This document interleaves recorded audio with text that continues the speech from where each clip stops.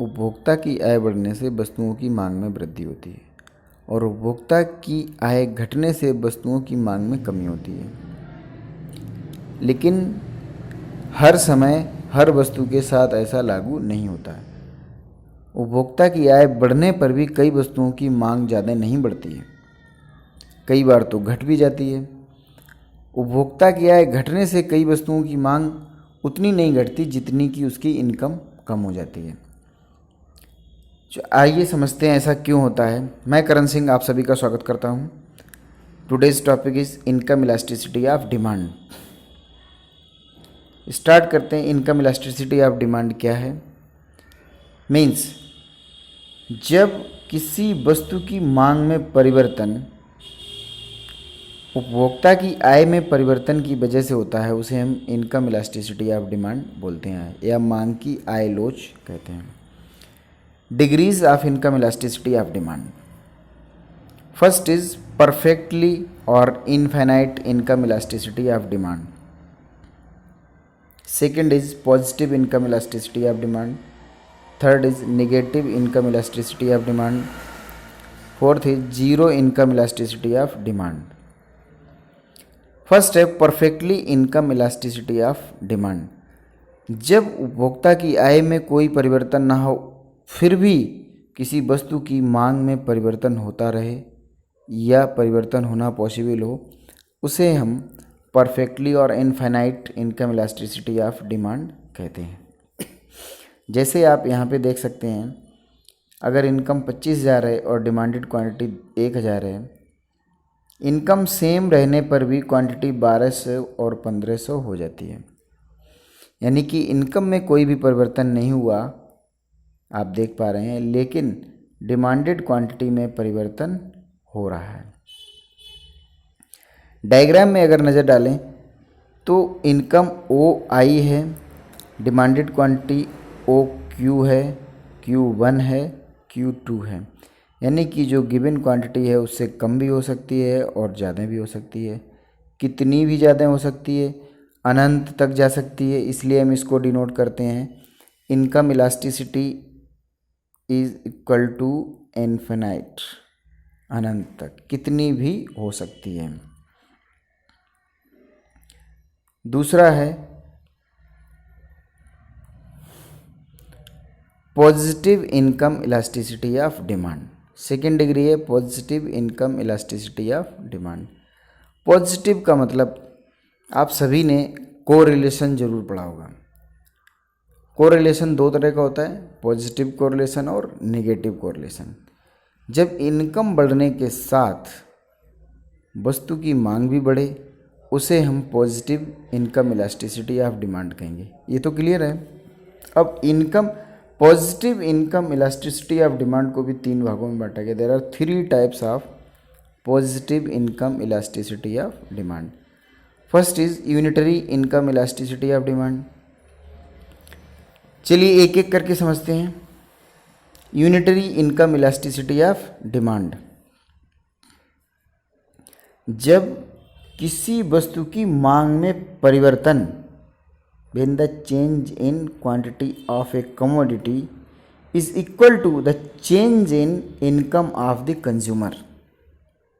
जब किसी वस्तु की मांग में परिवर्तन या हम कहें कि प्रतिशत परिवर्तन उपभोक्ता की आय में प्रतिशत परिवर्तन के बराबर हो, means percentage change in demand is equal to percentage change in income of consumer.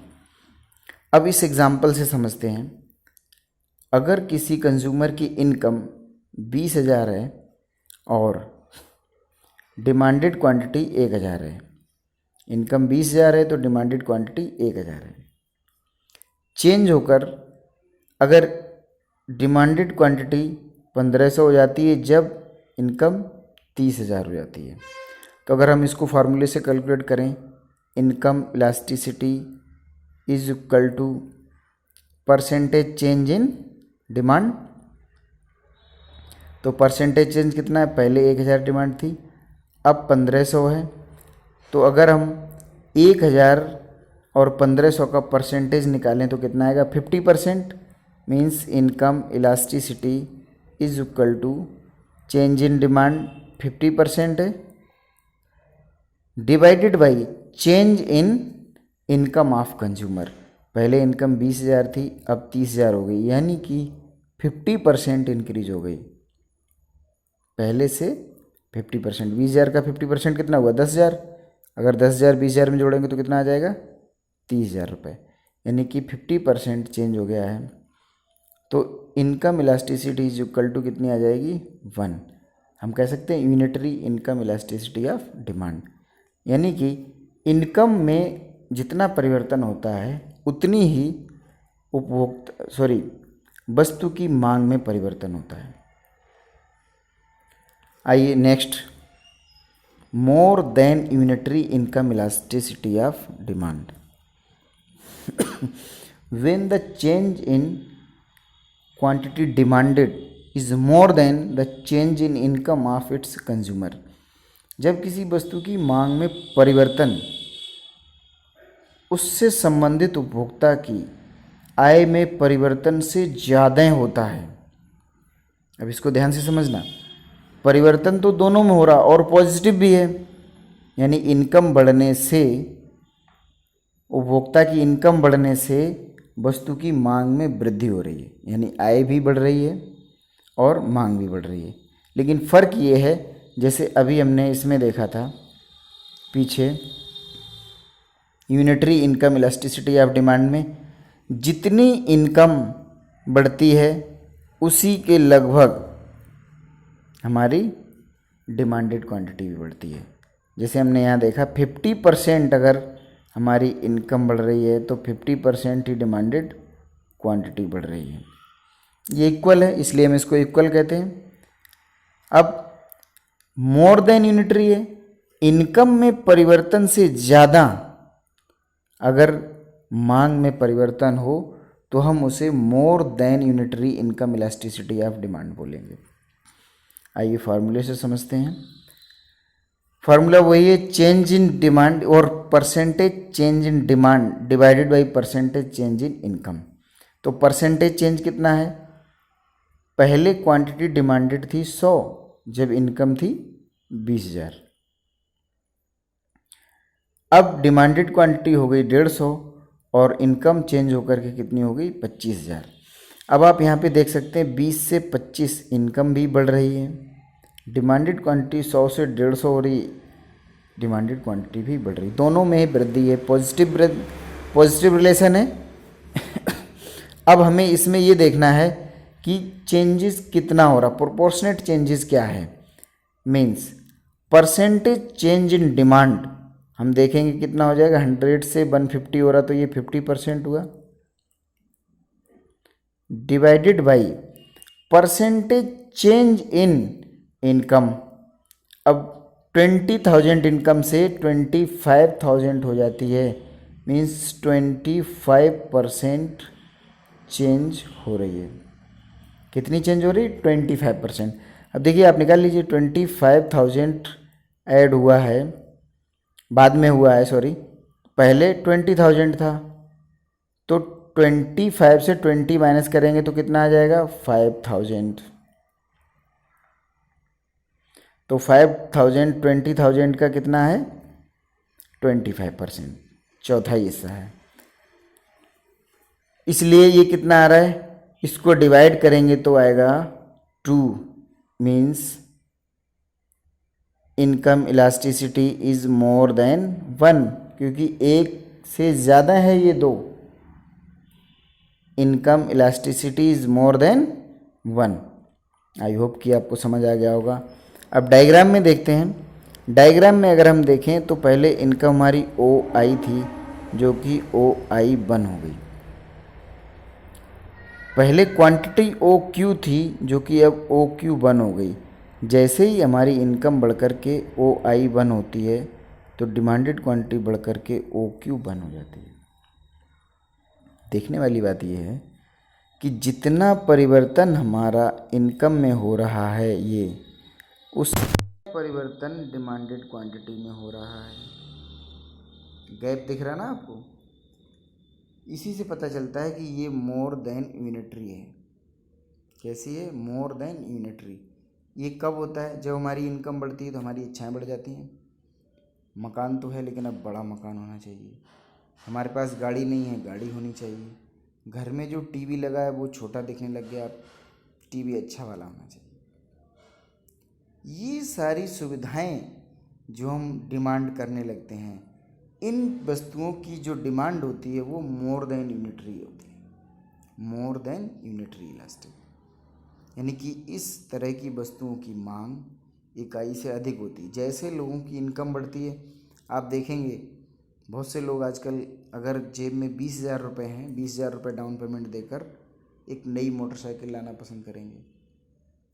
20 lakh की गाड़ी 4 लाख 5 लाख रुपए डाउन पेमेंट देकर लाना पसंद करेंगे। मीन्स इनकम तो बढ़ी, नो डाउट, उनकी इनकम बढ़ी, उनकी पेइंग कैपेसिटी है, वो रीपे कर सकते हैं। बैंक भी उनको लोन दे रहा है, फाइनेंस कर रही कोई कंपनी, तो वो इसी बिहाफ पे कर रही है कि ये हमें ईजिली पेमेंट दे सकते हैं।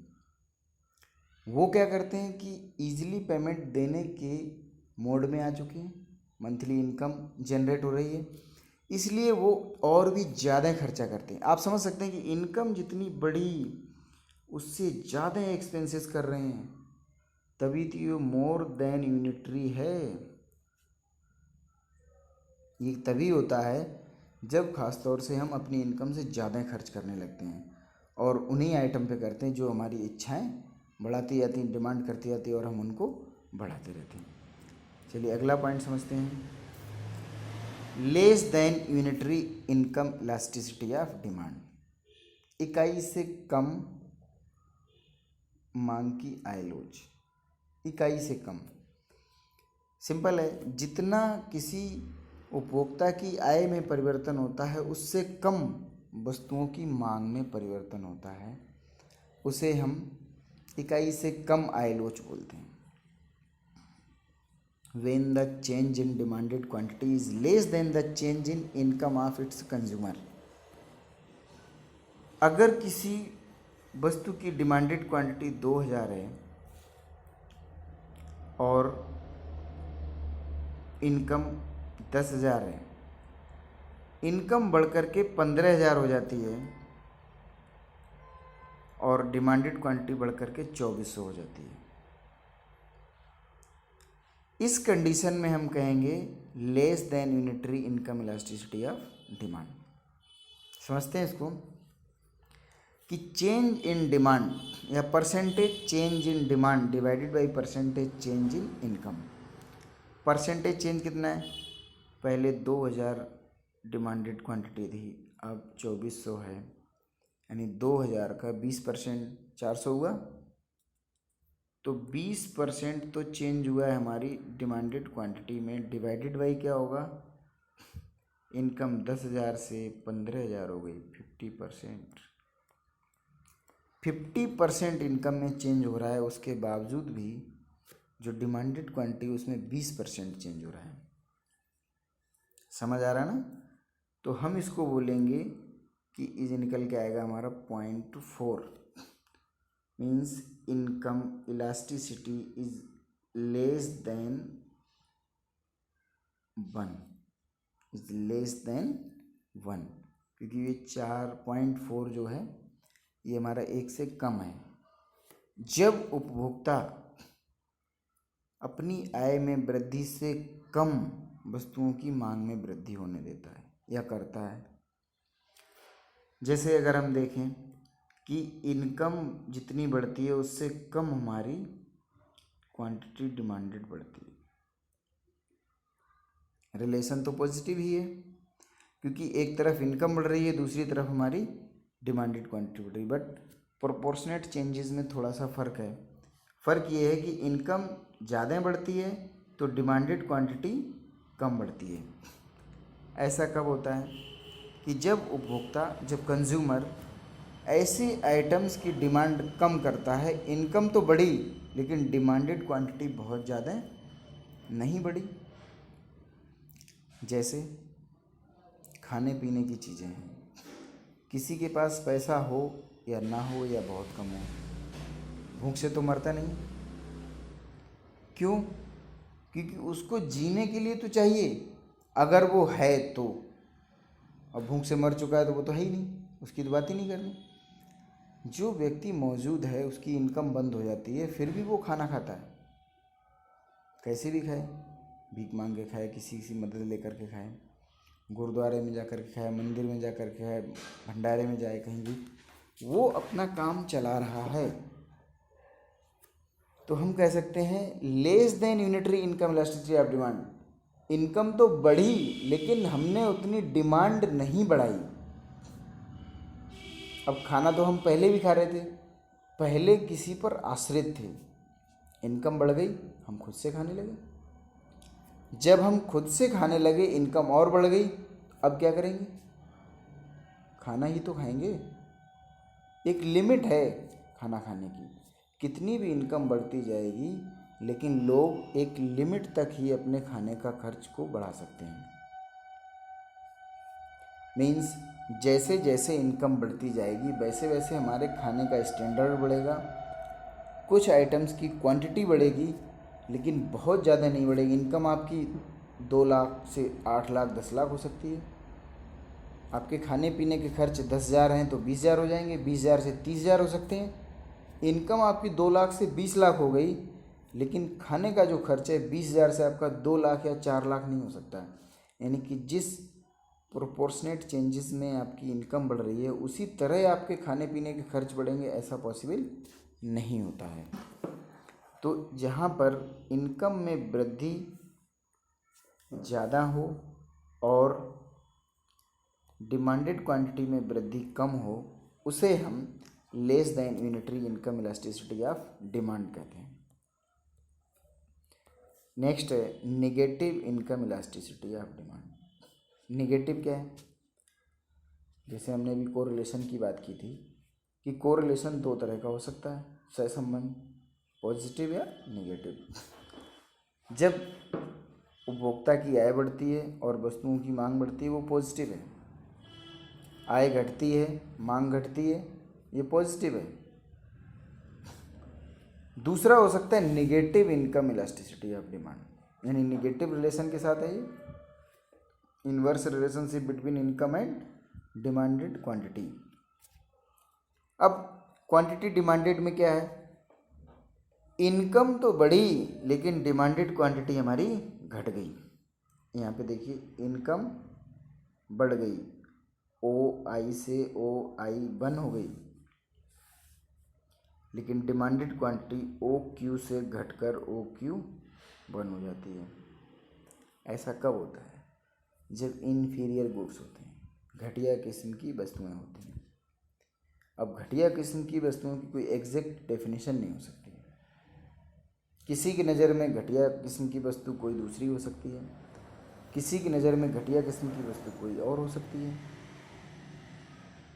दारू पीने वाले को पैसा ज़्यादा आएगा तो उसके लिए देसी दारू से अंग्रेज़ी दारू अच्छी हो सकती है और देसी दारू उसके लिए घटिया हो सकती है।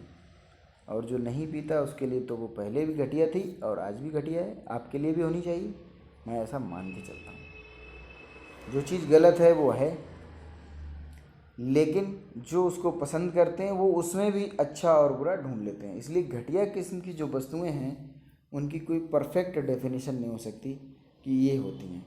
हाँ, कुछ एग्जाम्पल ज़रूर हैं, जैसे कि देसी घी और रिफाइंड ऑयल, वेजिटेबल ऑयल्स। अब जब किसी कंज्यूमर की इनकम बढ़ती है, इनकम में वृद्धि होती है, आय वृद्धि होती है, तब घटिया किस्म की वस्तुओं की डिमांड वो कम कर देता है। अब किसी की इनकम कम थी तो वो रिफाइंड ऑयल खाता था, वेजिटेबल ऑयल्स खा रहा था, उसकी इनकम बढ़ गई, अब वो देसी घी खाएगा। देसी घी की डिमांड बढ़ेगी लेकिन जो पहले यूज़ कर रहा था वेजिटेबल ऑयल्स, रिफाइंड ऑयल्स, उनकी डिमांड कम हो जाएगी। पहले अगर इनकम 10,000 थी और डिमांडेड क्वांटिटी 200 थी किसी आइटम की, मोस्टली इन्फीरियर गुड्स है, हर इंडिविजुअल्स के लिए यानी हर पर्सन के लिए इन्फीरियर गुड्स की डेफिनेशन अपने लिए अलग है, उसकी इनकम प्रेफरेंस टेस्ट के अकॉर्डिंग होती है।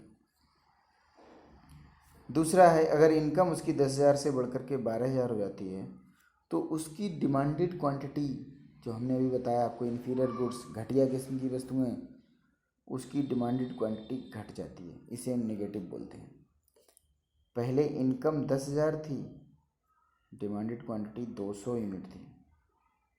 इनकम 12,000 हो गई, डिमांडेड क्वांटिटी 100 हो गई। इनकम तो बढ़ गई, 10 से 12 हो गई, लेकिन डिमांडेड क्वांटिटी घटकर 200 से 100 हो गई।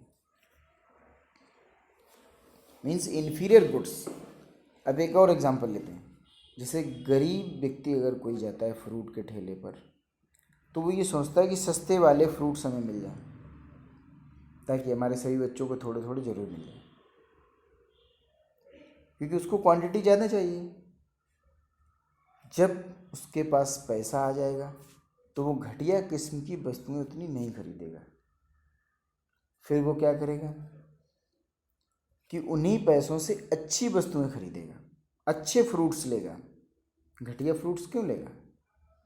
लेगा भी तो कम लेगा, क्वांटिटी उसकी कम होगी, क्योंकि उसकी इनकम बढ़ गई। अच्छी वस्तुएं अब वो ज़्यादा खरीद रहा है और घटिया किस्म की वस्तुएं कम खरीद रहा है। अगला पॉइंट है आपका जीरो और perfectly inelastic demand, income demand. Zero और परफेक्टली इनइलास्टिक इनकम डिमांड, कोई फ़र्क नहीं पड़ता इनकम बढ़े या घटे। अब आप सोच कर देखिए इस पॉइंट को कि प्राइस 15 रुपये है, तब भी डिमांडेड क्वांटिटी 20 है। प्राइस 20 हो गया, 25 हो गया, डिमांडेड क्वांटिटी 20 ही बनी रही। डिमांडेड क्वांटिटी पर कोई फ़र्क नहीं पड़ रहा है। क्यों? इनकम बढ़ गई है तो हमें उसकी क्वांटिटी भी बढ़ा देनी चाहिए, या कंज्यूमर को उसकी क्वांटिटी बढ़ानी चाहिए, ज़्यादा खाना पीना चाहिए। लेकिन साहब, हर आइटम ऐसा नहीं होता है कि आपकी इनकम बढ़ गई तो उसको ज़्यादा खा लें। डॉक्टर बोलता है 3 सफ़ेद जहर हैं, उनसे बच के रहो। क्या? चीनी, शुगर, फर्स्ट साल्ट, नमक, और तीसरा क्या है? मैदा। 3 आइटम है, चीनी, मैदा और नमक। इनसे बच कर रहो। आपकी इनकम बढ़ेगी तो क्या एक कटोरी नमक घी मिलाकर खा सकते हैं? नहीं खा सकते। मीठा ज़्यादा खा सकते हैं क्या, कि अब तो बहुत पैसा, मिठाई खाएंगे, सुबह शाम दोपहर को मिठाई खानी है। क्यों खाना है? बहुत खाया। गरीब थे तो रोटियां खाते थे, अब हम मिठाई खाएंगे। नहीं भाई, डॉक्टर मना कर देगा। इसलिए इन चीज़ों की जो डिमांड है, कुछ आइटम्स की, कुछ कमोडिटी की डिमांड कांस्टेंट होती है, उन पर आपकी इनकम का भी कोई फ़र्क नहीं पड़ता। जैसे यहाँ पे आप देख सकते हैं कि, सॉरी, ये पी नहीं होगा, यहाँ पर आई होगा। इनकम को हमें डिनोट करना है। अगर हमारी इनकम ओ आई है, आई 1 है और आई 2 है, डिमांडेड क्वांटिटी सेम है, आपकी इनकम कम हो रही है या ज़्यादा हो रही है, इसका बहुत ज़्यादा फ़र्क नहीं पड़ता, या फ़र्क ही नहीं पड़ता। नमक की आप मात्रा उतनी ही खा सकते हैं जितनी आपको ज़रूरत है, ज़्यादा नहीं खा सकते।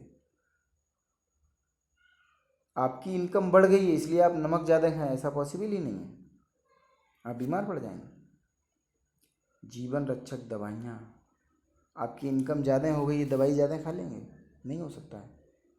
आपके घर में मम्मी पापा बुज़ुर्ग कोई भी पर्सन है जिनकी मेडिसिन कंटिन्यू चलती है, बीपी की, शुगर की, थायराइड की, और भी बहुत सारी, डायलिसिस होती, कुछ भी, तो उसमें ये पॉसिबल नहीं है कि आपके पास पैसा ज़्यादा आ गया है तो आज पैसा ज़्यादा होने की वजह से वो दवाइयाँ आप ज़्यादा खा लें, जल्दी से ठीक हो जाएं, पॉसिबल नहीं है।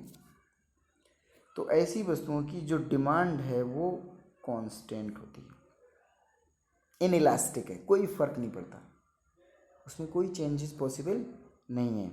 हाँ, इनकम आपकी कम ज़्यादा हो सकती है, इनकम बढ़ेगी तब भी डिमांड उतनी रहेगी, इनकम कम होगी तब भी डिमांड उतनी ही रहेगी। इसलिए हम इसको जीरो और परफेक्टली इनइलास्टिक बोलते हैं। इनकम में परिवर्तन हो सकता है लेकिन डिमांडेड क्वांटिटी में परिवर्तन नहीं हो सकता है। आज के लिए इतना ही। आपको वीडियो पसंद आया हो तो इसको शेयर करें, लाइक करें, कमेंट करें। किसी टॉपिक पर आप वीडियो देखना चाहते हैं तो ज़रूर बताएं नीचे कमेंट बॉक्स में, हम उस पर बनाने की पूरी कोशिश करेंगे। आज के लिए इतना ही। धन्यवाद।